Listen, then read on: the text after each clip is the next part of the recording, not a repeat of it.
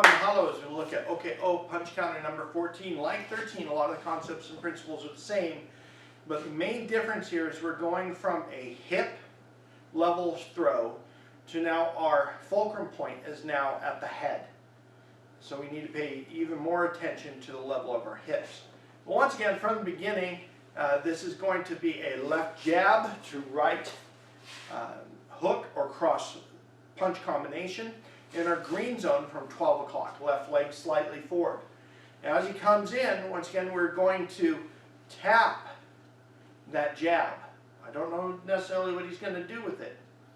As he does so, I'm going to shift my weight and either side kick or what we call a ball peen kick to that front leg.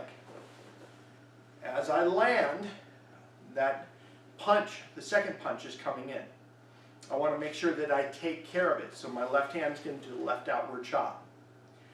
Now I'm going to use my right leg either as a roundhouse kick or another side kick to that front leg to help me with the takedown. Once again, from the beginning, here's 1, 2, and as I step down, I can choose a step either on the outside of his leg or the inside of his leg to affect the takedown.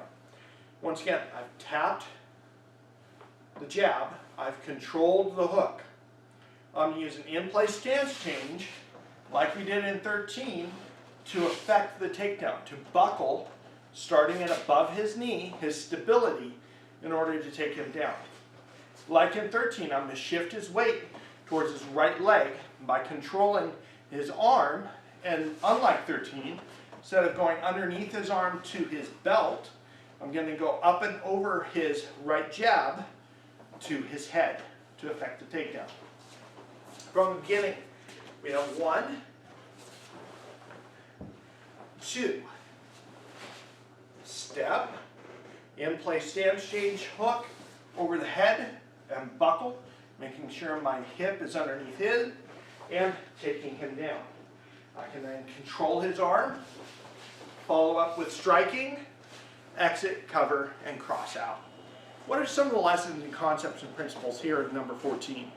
We have what we had called a gauge leg.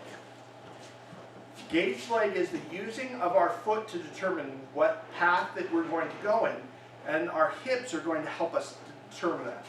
So in other words, from the first motion, from the tap, we have the response with the kick, whether it be a ball peen or a side kick.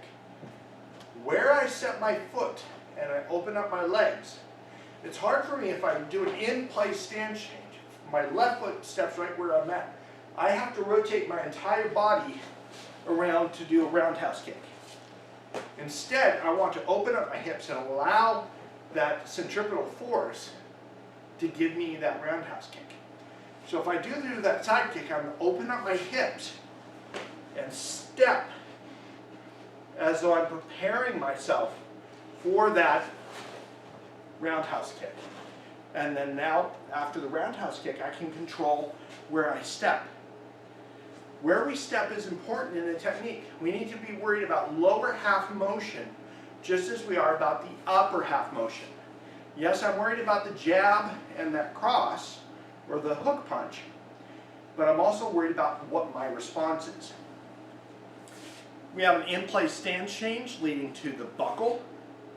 We have our hip position, once again, making sure that our belt, our hip is lower than our opponent's to create the tipping point to take him down. And once again, we get to hit them with the planet. Nice hard concrete floor, we love it. Well, this has been OKO Punch Counter number 14. Aloha, mahalo, and live